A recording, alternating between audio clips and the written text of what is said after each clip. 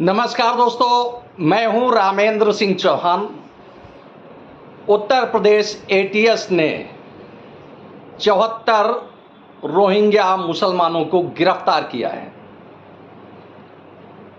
इसी के साथ उत्तर प्रदेश के महानगर कानपुर में सड़कों को लेकर एक बड़ी जांच बैठ गई है। कानपुर की इन सड़कों का जो मामला है, उसमें सड़कों की निर्माण लागत करीब 100 करोड़ रुपए है। इसमें 39 सड़कें शामिल हैं और अब शहर के 32 अफसर इन सड़कों की जांच करेंगे। जी हां, और यह 32 अफसर अन्य विभागों के होंगे, जबकि इन सड़कों का निर्माण करने वाले विभाग का नाम है लोक निर्माण विभाग। अब इस पूरे सीन में आप यह कह सकते हैं, देख सकते हैं कि सिस्टम में कहीं बड़ा सुराग है या सिस्टम का खेल है, जिसके कारण भारत में म्यांमार से आए मुसलमान, म्यांमार से आए रोहिंग्या अवैध रूप से भारत में बस रहे हैं और भारत में अपना खेल खेल रहे हैं। इतना ही नहीं, जो सड़कों का संजाल फैला, उसमें जो जांच की बात आई, तो सड़कों के निर्माण में गुणवत्ता की खामी रही, जिसके कारण और बड़ा खेल हुआ, जिसके कारण अब जांच के दायरे में यह 39 सड़कें आ गई हैं। सवाल यह नहीं है कि जांच हो रही है।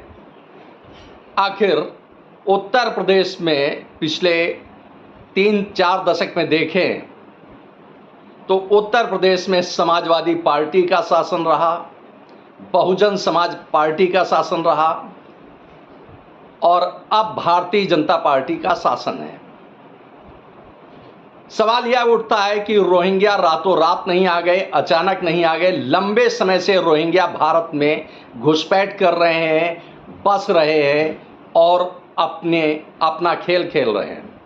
लेकिन अभी तक सरकारों ने, चाहे वह बसपा की सरकार रही हो या सपा की सरकार रही हो, उसने रोहिंग्याओं के खिलाफ, घुसपैठियों के खिलाफ कोई बड़ा अभियान क्यों नहीं चलाया? यह एक बड़ा सवाल उठता है बसपा और सपा के राजनीतिक क्रियाकलापों पे। उत्तर प्रदेश एटीएस ने 74 रोहिंग्या मुसलमानों को गिरफ्तार किया है। इनमें सबसे अधिक मथुरा में 31 रोहिंग्या मुसलमान गिरफ्तार किए गए। इसके अलावा गाजियाबाद, अलीगढ़, हापुड़ सहित करीब आधा दर्जन शहरों में रोहिंग्या मुसलमान गिरफ्तार किए गए हैं। इनके पास भारत की नागरिकता साबित करने वाले अभिलेख भी मिले हैं, जैसा कि खबरों में सामने आया है। अब सवाल यह उठता है कि यदि सिस्टम ठीक है तो यह कागजात कैसे बन गए? जाहिर सी बात है कि सिस्टम में कहीं कोई बड़ा सुराग है, जिससे वह यानी बांग्लादेशी मुसलमान या म्यांमार से आए रोहिंग्या भारत की नागरिकता हासिल करने में कामयाब हो जाते हैं, अभिलेख बनवाने में कामयाब हो जाते हैं। चाहे वह आधार कार्ड हो, बैंक खाता हो, मतदाता परिचय पत्र हो, पैन कार्ड हो, इस तरह से बहुत सारे अभिलेख हैं जो रोहिंग्या मुसलमान हासिल कर लेते हैं। इसकी जांच में बड़ा खुलासा हो सकता है। जिस तरह से खबरों में सामने दिख रहा है कि यह रोहिंग्या मुसलमान भारत में धर्मांतरण का बड़ा खेल खेल रहे हैं। इतना ही नहीं, जैसा कि सामने आया है कि इनके पास ऐसे कागजात भी सामने आए हैं कि जो भारत का नागरिक इनको बताते हैं, यानी भारत की नागरिकता ये साबित करते हैं। आखिर सिस्टम में सुराख नहीं है तो यह कैसे बन जाते हैं सिस्टम में बड़ा सुराख है, जिसकी वजह से रोहिंग्या या बांग्लादेशी मुसलमान भारत में अपनी घुसपैठ बना लेते हैं, अपना दखल देते हैं। बात केवल इतनी नहीं है कि अभी तक सरकारों ने क्या किया, सरकारों को क्या करना चाहिए था, इस पर न कभी सपा बोली न बसपा बोली, जबकि यह भी शासन में रहे उत्तर प्रदेश में लंबे समय तक। रोहिंग्या मुसलमानों को, बांग्लादेशी मुसलमानों को भरपूर संरक्षण मिलता रहा, जिससे वह पुष्पित पल्लवित होते रहे और भारत में झोपड़ी बनाकर, जैसा कि सामने आया कि मथुरा में बड़ी तादाद में झोपड़ियां बनाकर यह मुसलमान रह रहे हैं, और जैसा कि संदेह खबरों में सामने आया कि यह जासूसी भी करते हैं, धर्मांतरण का बड़ा खेल भी खेलते हैं। यह देश के लिए चौंकाने वाला है। इसी तरह से अब कानपुर का ही मामला लें तो जो करीब 94 करोड़ की लागत से सड़कें शहर में बनी, 39 सड़कें हैं।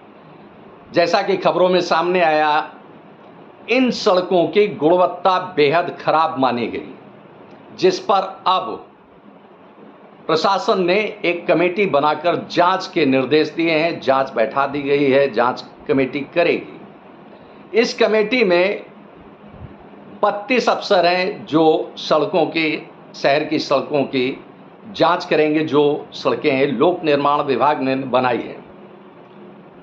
अब सवाल यह उठता है कि आखिर ऐसी नौबत क्यों आई कि इन सड़कों की जांच हो रही है, क्योंकि सड़कों की जांच में बड़ा खुलासा होने की उम्मीद दिख रही है।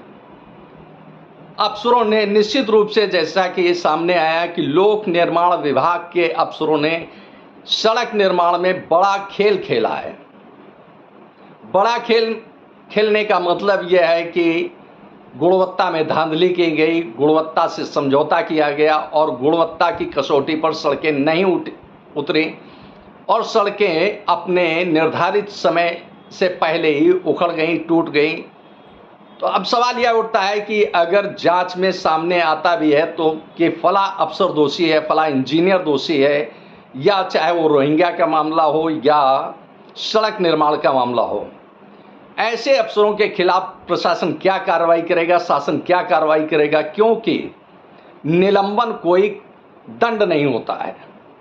निलंबन कुछ समय के लिए होता है, इसके बाद अफसर बहाल होकर के आते हैं और फिर वही उनकी कार्य संस्कृति चलती है, लूटो और खाओ। यह बेहद शर्मनाक है किसी भी सिस्टम के लिए।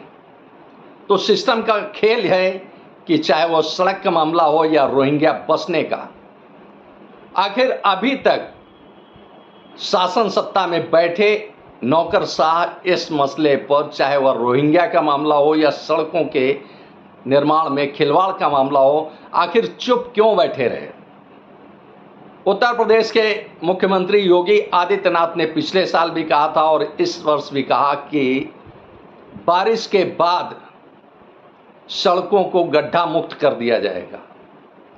सड़कें गड्ढा मुक्त तो नहीं होती हैं, लेकिन सड़कों के निर्माण का जो खाका तैयार होता है, जो कागजी कार्रवाई होती है, उसमें अफसरों के खेल सामने आते हैं, जैसा कि यह अफसरों का खेल एक बार सामने आया है।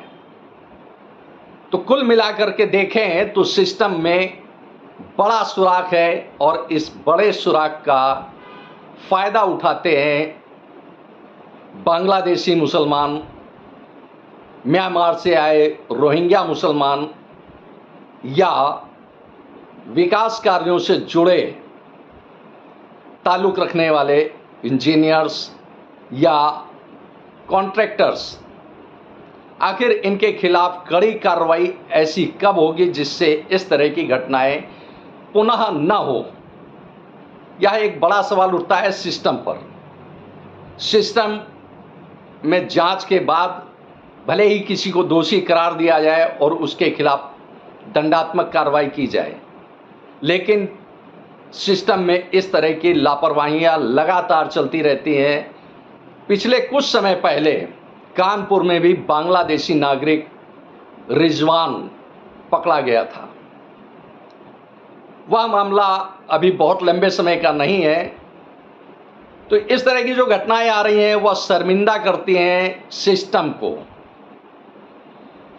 अब अगर तहकीकात जांच गहनता से की जाए तो कोई बड़ी बात न होगी कि बड़ी तादाद में, इन लाखों की संख्या में रोहिंग्या और घुसपैठिए, चाहे वह बांग्लादेश से आए हुए मुसलमान हों या म्यांमार से आए हुए मुसलमान हों, यह बड़ी तादाद में भारत में मिलेंगे। इनके खिलाफ कानूनी कार्रवाई भी होनी चाहिए और सीमाओं को चाक चौबंद होना चाहिए, जिससे घुसपैठिए भारत की सीमा में प्रवेश ना कर सके। क्योंकि जिस तरह से म्यांमार और बांग्लादेश से घुसपैठिए भारत आए हैं, इनमें ज़्यादातर जो सामने दिख रहा है, जैसा कि संकेत मिलते हैं कि यह सभी पश्चिम बंगाल के जरिए भारत में दाखिल हुए।